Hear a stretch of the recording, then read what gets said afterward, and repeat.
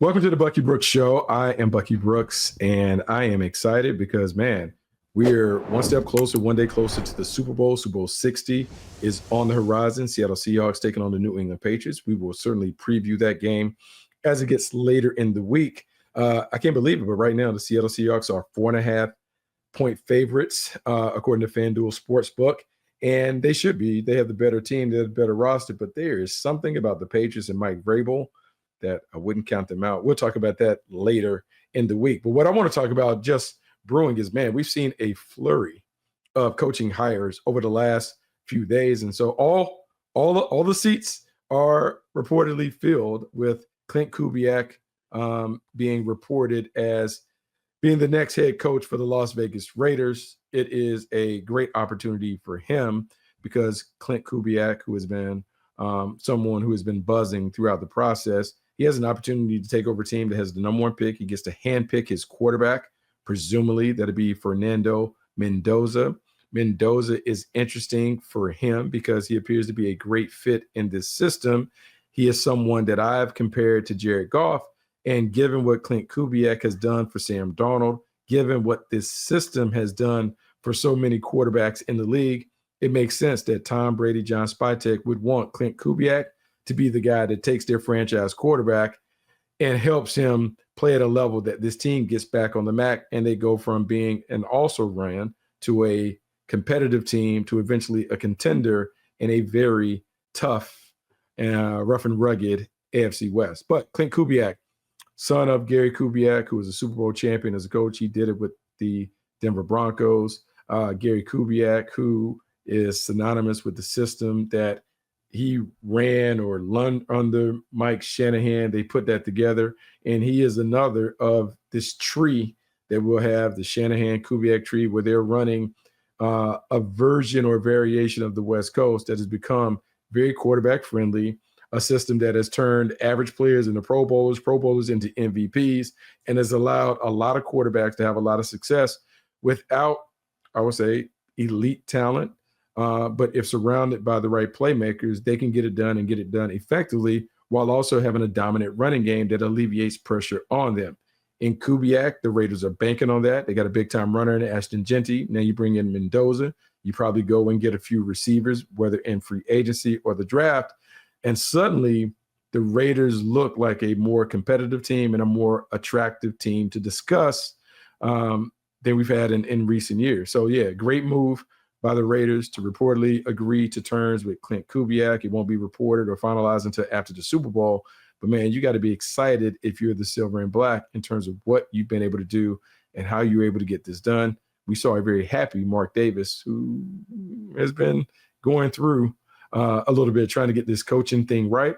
Well, now maybe they got it right with Clint Kubiak coming on board. But before we heard about Kubiak going to the Raiders, we heard about the Arizona Cardinals agreeing to terms with Mike LeFleur. Mike LeFleur, the offensive coordinator for the Los Angeles Rams, agrees to take over as the head coach for a division rival, the Arizona Cardinals. He does so with a quarterback that is still a bit of a question mark in regards to whether he is going to be the long-term option for the Cardinals. And we're talking about Kyler Murray. I like this because I think this system will be great for Kyler Murray. Kyler Murray, former offensive rookie of the year, a guy who has played at a Pro Bowl level. He has done great things for the Cardinals, but there's also been this stigma that he hasn't been able to get past when, he did his last deal and people talked about his lack of preparedness, the lack of preparation, the poison pill that they slid into the deal in terms of like logging film hours and doing that. And even though it was eventually wiped away, it has clouded and overshadowed a lot of what we think about Kyler Murray. LaFleur comes in with the system we just talked about, same system that Clint Kubiak used to help Sam Darnold. He now will have an opportunity to bring Kyler Murray back by utilizing movement passes, run action, under center work, run game to make the game easier for a quarterback who was so talented. He was also drafted, I think, 8th overall by the Oakland Athletics, the then Oakland Athletics in the MLB draft, because he was a dynamic player on the diamond and on the football field. What this means for the Cardinals is you now have an offense, Marvin Harrison Jr., Look, you got Trey McBride in the middle. You have some interesting pieces to work with, but you have to make a decision on whether Kyler Murray is the right guy for the coach.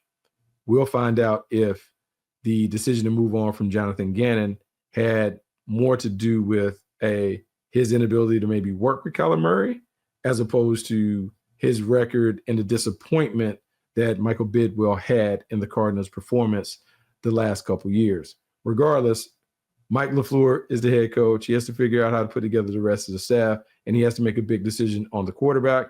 But if you're the Cardinals, you feel like you have someone that knows this division really well.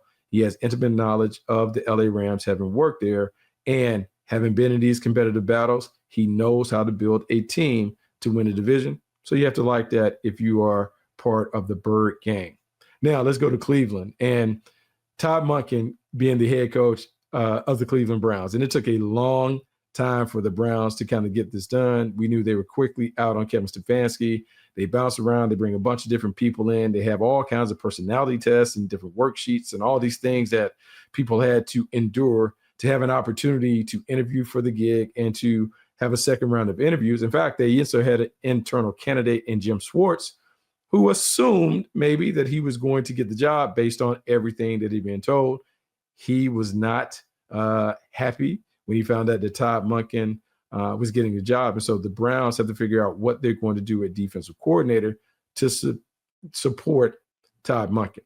But let's talk about Todd Monkin. I think this is interesting because on the outside looking in, this is clearly a move where maybe the Browns kind of nudged and told him, hey, if you take this gig, can we at least see what Shedeur Sanders can do? Would you be opposed to that? Or are you adamantly opposed to Shedeur Sanders potentially being QB1 in 2026 until we can get to the 2027 class and maybe have better options at quarterback? Todd Monkin is someone who was the offensive coordinator at the University of Georgia. While he was there, they offered a scholarship to Shedeur Sanders. He obviously didn't go there. Father's dad went to Jackson State and then Colorado. Then Todd Monkin was coordinator for the Baltimore Ravens, really helped Lamar Jackson expand his game and go to another level. Last year, there were reports about the Baltimore Ravens being interested in drafting Shedeur Sanders on day 3. He didn't want that to happen, but it may speak to the interest that Todd Monkin has had in Sanders before because he gave him a scholarship, was part of a team to try to draft him, and now he takes a head coaching job that enables him to coach Shedeur Sanders.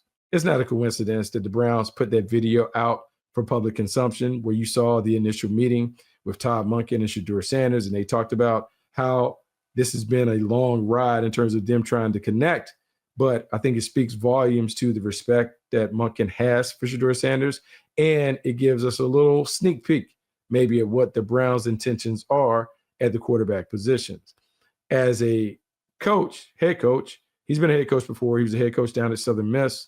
Last season at Southern Miss, he finished with a 9-5 record. So you feel good about his ability to lead a team, but this Browns team is a mess. 2019, when he was there under Freddie Kitchens, they were terrible.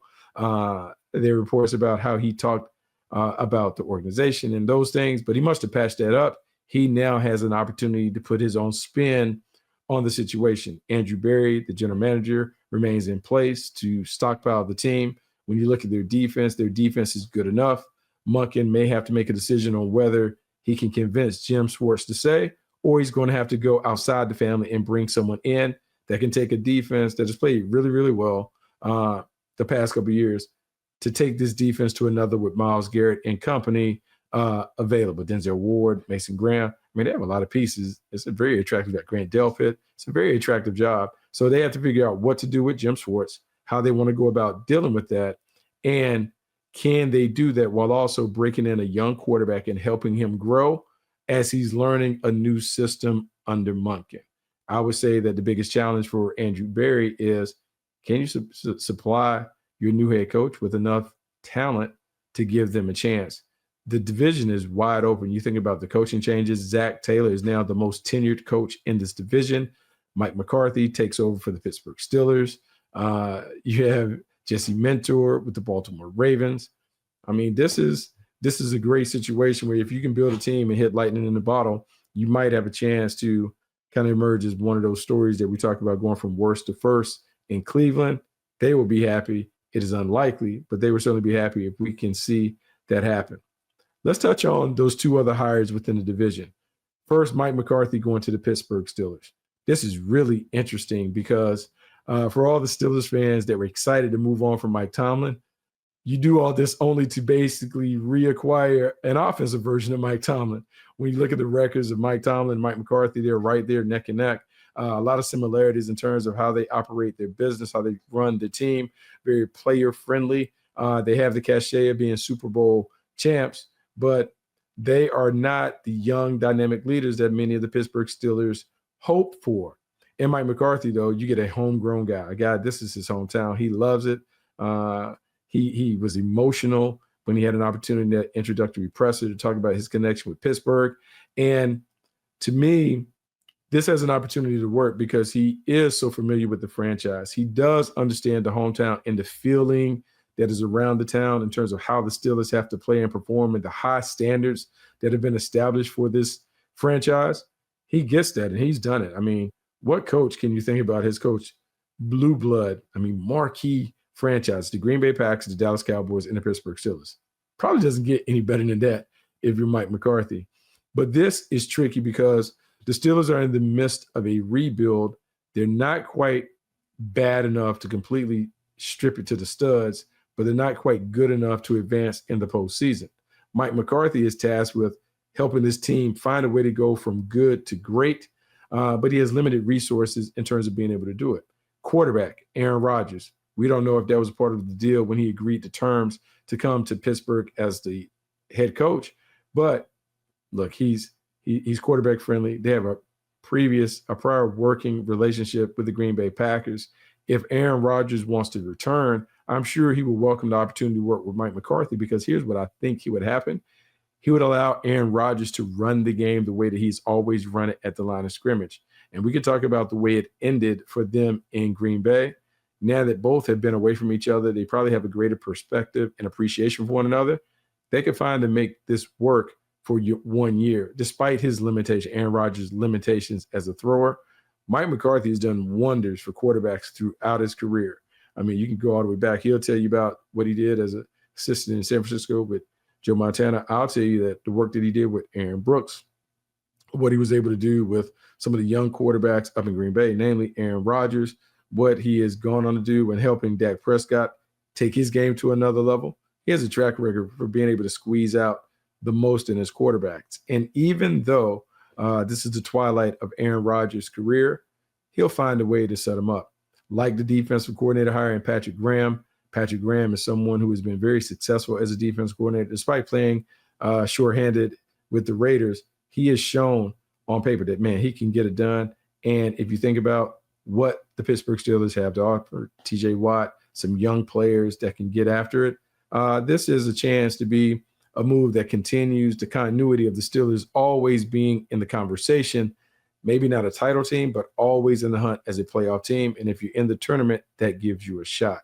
Another team that is frequently in the tournament, the Baltimore Ravens. They go and get one of their own, bring him back to the fold, and Jesse Minter. Jesse Minter comes back after serving initially as a defensive coordinator for John Harbaugh's brother, Jim Harbaugh, in Michigan, wins a national title, follows the brother to the Chargers, builds one of the best defenses in football, unique in terms of how they play, how they teach it, how they operate. But when you watch the Chargers play, man, there's a physicality, a toughness to them. They were fast. They did a great job of keeping the ball in front, and they made life miserable for opponents that faced them. Jesse Minter coming back to Baltimore enables the Baltimore Ravens to retain the key components of their culture, but do like a little refreshing of the culture. It's almost like staying in the same house, and rather doing a remodel, you just paint the house. You freshen up the paint, you do shutters, the trim, and all that, and your neighbors look out and it looks like a brand new house. For the Ravens, that's basically what they're doing with Jesse Minter. He's refreshing the culture. He's helping them upgrade some of the things that maybe had fallen or slipped in recent years, and he gives them a different perspective coming from outside, having been successful outside while working under the predecessor's brother. I think it's unique, but I think this is good. In Jesse Minter, what you have is someone who is the son of a coach, Rick Minter. His dad was a longtime college football coach. He understands the game. He understands how to put it all together. When you listen to the presser, he certainly understands the dynamic that he has with Lamar Jackson and how it's important to set Lamar up for success. But I would say the most important part he talked about is getting everybody on board to play as a team. Whether we can acknowledge or not, this team was not connected because they lost too many games to be a team that's this talented, that it had to be something else preventing the talent from being there. And a lot of times it's the chemistry, it's the relationships, it's not fighting for one another, it's having your own individual agendas as opposed to playing for the team.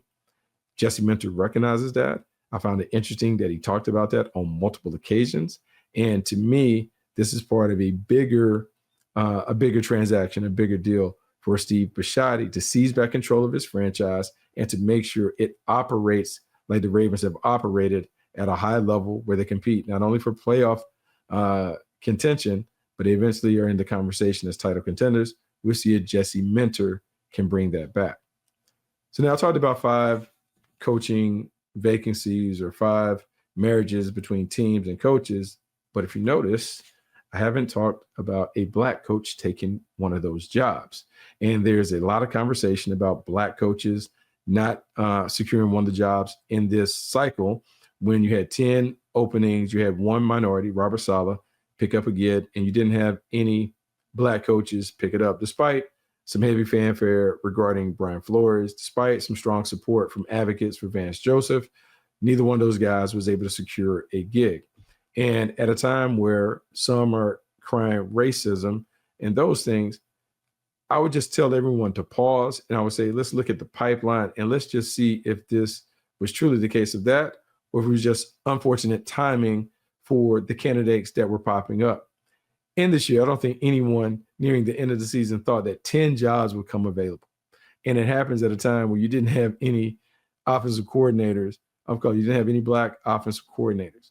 We have seen in recent years that head coaches are coming from the offensive side of the ball because there is a narrative that if I bring a coach from the offensive side of the ball, we can retain the continuity if the offensive coordinator leaves, because ultimately, as a head coach on the play caller, that ensures that the quarterback has consistency, stability to be able to operate effectively from the pocket for years and years on end. While that's great, and while we always talk about the quarterback, and while we've created the myth of the quarterback and the rest of the squad, what I will tell you is the head coach has to coach the entire team. And he needs to be a master in not only quarterback play, but in offensive play, defensive play, and special teams. When I look at these jobs, though, the names that we always talk about and the ones that are always celebrated tend to come from the offensive side of the ball. You may ask, why is that, Bucky? And I will tell you, because on these broadcasts, what you're seeing are a lot of former quarterbacks that are calling the game. Most of the time when you call the game, you call it from your own perspective in terms of how you played it, how you studied it, how you watched it, and you call it like that. So as a quarterback, I'm always going to look at the game through the prism of a quarterback's eyes and through the eyes of the offensive play caller. When I do that, most of my conversation is going to be about those two guys. How's the quarterback playing? How is the coordinator setting him up for success or setting him up for failure based on how he's game planned or called the game? It's not right, but that's just what it is. And when you have that and you have a pipeline where you don't have any black quarterback coaches, you don't have an offensive coordinator. There's no way for that person to ascend to the job because there's no one in the pipeline to be able to do it. Now, we can say you need to populate it. You need to have diversity and those things within the coaching ranks, which I absolutely agree with. But what I also know is you can't make anybody hire anybody for a higher level job. You can't make them hire somebody. Like, that's a feel, that's a flow, that's a gut thing, that's a relationship thing. So now, what can you do to create it and bridge the gap a little bit? Maybe you have more socials. Maybe you have more interaction between the owners and the prominent coaches around the league who could be viable candidates down the line. So they can break the ice. They can have those conversations. They can begin to develop the relationships that ultimately end in a head coaching hire. But that is a very intentional thing. And the league has to be very intentional about how they set those things up, because as much as everyone would like that to be a thing where you see like a kaleidoscope of people on the sideline in prominent roles, that's just not the reality right now. And for all the coaches that are frustrated and they're talking about nepotism and cronyism where guys are hiring their family members or their buddies or their buddies' kids, hey, that's what it is. But the only thing that you can control is what you can control, your preparation and your performance. And what you hope is that there are coaches and ownership that's out there that see the work that you do, that see the success that you've had over time, and they grant you the opportunity to talk about it, and which they grant you the opportunity to be about it. It hasn't happened. It didn't happen this cycle, but that doesn't mean that coaches should be discouraged by the process. Just got to dig deeper, got to find a way to work harder, got to find a way to take any advantage of any opportunity that you have to lead a team in a very competitive environment where they're keeping the score. And so those are the things that I would think about. Those are the things that I think about when it comes to this cycle and the Black coaches being shut out at the moment. One other thing that came up about coaching Davis Webb has just been noted that he was promoted to offensive coordinator for the Denver Broncos. It's funny to me. It's like a full circle moment. I remember when coaching on the Elite 11 tour, Davis Webb was one of those participants. And to think that he went from being a guy that was a high schooler that threw it around the yard at the collegiate level, spent 5 or 6 years in the league, and now he's a head coach. Kudos to him for making the move up the charts. Another person that made the move up the charts who is prominently in the news right now over the course of the weekend, Kwesi Adofo-Mensah was recently fired from the Minnesota Vikings after a 4-year run as their general manager. There's been a lot of conversation about Kwesi and why he was fired and those things. There have been a lot of stories, a lot of salacious stories that have come out. And one of the things that came out was about Kwesi taking paternity leave, as is the right. Most of us at our workplace, we have the right to take paternity leave. Taking paternity leave at the beginning of training camp. Interestingly, I was there at the beginning of training camp when he was on leave. It was one of the times that we were doing back together, kickoff weekend, whatever we were doing for NFL media. I was there and there was a building. He was away. They're talking about him having the birth of the child. He's on paternity leave. Didn't think anything of it because it's so common in most workplaces that you have maternity, mother leave, and paternity, father leave to take care of a new child.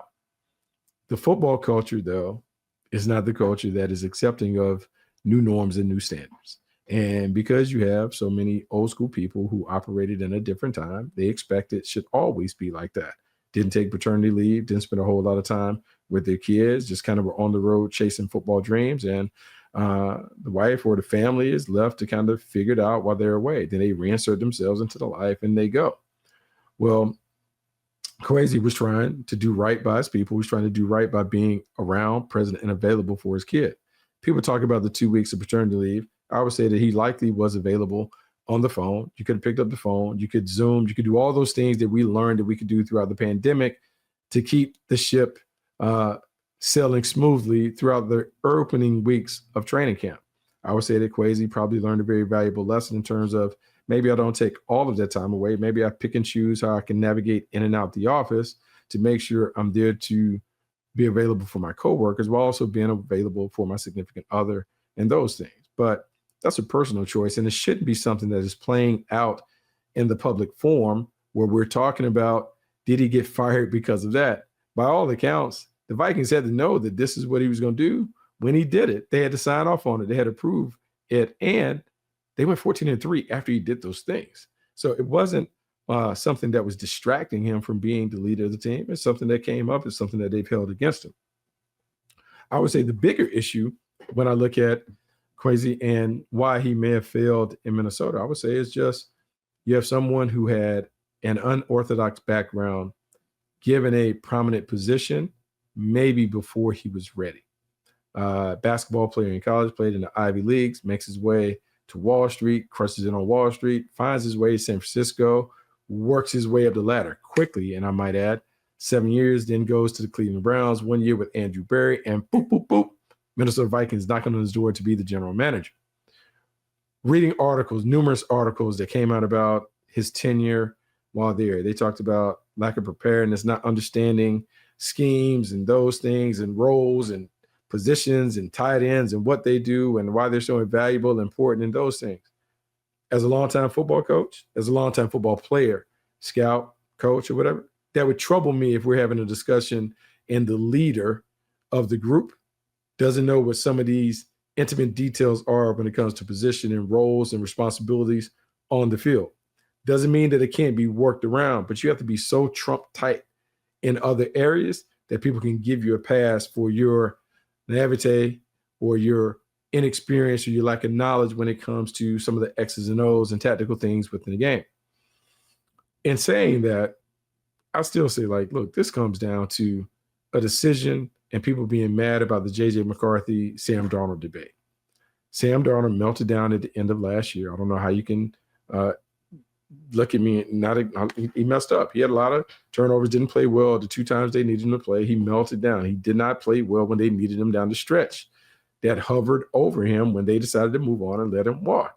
There are people that are saying you shouldn't let him walk. We won a bunch of games. Like, we would have been fine if he comes back. Maybe. He goes to Seattle and he crushes it, balls out. So then that ratchets up the pressure on J.J. McCarthy to deliver at the same vein that Sam Darnold did. Not an apples to apples comparison, just a different level of arm talent and those things. But because you have the Minnesota Vikings struggling and unable to make it happen with Sam Darnold out the building, there are people that are saying that quarterback decision cost him. But let's go back to the decision that they made at the end of last year. They anticipated that Sam Darnold could be gone. They brought on Daniel Jones after he was cut by the New York Giants. They likely, in their mind, had a deal already made in place where they were going to offer him X amount of dollars to stay on and be QB2. To their surprise, the Indianapolis Colts could offer them a starting spot or an opportunity to compete for a starting spot with Anthony Richardson. Anthony Richardson bombs out, fails out. Daniel Jones goes, and away he takes off in terms of having a great first half of the season. Meanwhile, the Minnesota Vikings are with J.J. McCarthy, but the young guys beat up before you even get to training camp, can't really go, not really the same one that we projected, and you don't have a high-end backup to help keep the ship afloat while J.J. McCarthy is kind of figuring it out. Now, when McCarthy comes back, he flashes at times, but it hasn't been the high level of consistency that you want from a franchise quarterback. Now, with the heat kind of falling on you and the seat getting hot, you now have to make a decision on who you're going to play and how you're going to play him. And the quarterback conundrum calls Kwesi because Kwesi did not have or is being blamed for not having a plan, despite the fact that I opened up and told you what the plan was initially. They didn't have a fallback plan when it faltered. And because of that, he now is serving the ultimate price by being fired. Here's what I'll say. As much as this is on Kwesi, I would say this is also on Kevin O'Connell, and it's also on the Wilfs ownership group. They decided to step outside the box to hire a guy who was a Wall Street executive, limited experience in football, and they gave him the keys to the franchise as a football guy. If they couldn't deduce or determine that he did not fully understand football and some of the inner workings about the schematics, they should have set him up for success by having him meet with somebody, or they personally could have talked to him and roped him in. They didn't either. So now you get 4 years down the line, the record is disappointing because you fell to 9-8. You don't know what you have in your young quarterback, and you have to play the blame game because that's what we do. We got to blame somebody if we come up short. And so they decided to blame Kwesi. They let all the information come out about paternity suit or whatever. And so they salted him up and made him look bad, like he was not qualified, prepared, or ready for the job. And maybe some of that is true about him, but to me, it's just kind of icky how all this played out. It's one thing to fire somebody on Friday. It's another thing to pour all the dirt and all the extra helpings on it. Shame on them. But I would say that the Wilfs are just as responsible for his failure. They put him in a position where he couldn't succeed because he didn't have the experience to lead the people that were far more experienced than him. And because you allowed this to exist when it fell apart, it fell all the way apart. It's unfortunate, but that's the biz. And the next time that we have the Bucky Brooks Show, we'll talk more about the biz. And the biz will be Super Bowl 60, the Patriots and the Seahawks. We'll do all those cool things on the Bucky Brooks Show. Until next time, make sure you check out our partner, FanDuel Sportsbook. Until next time, I'm out.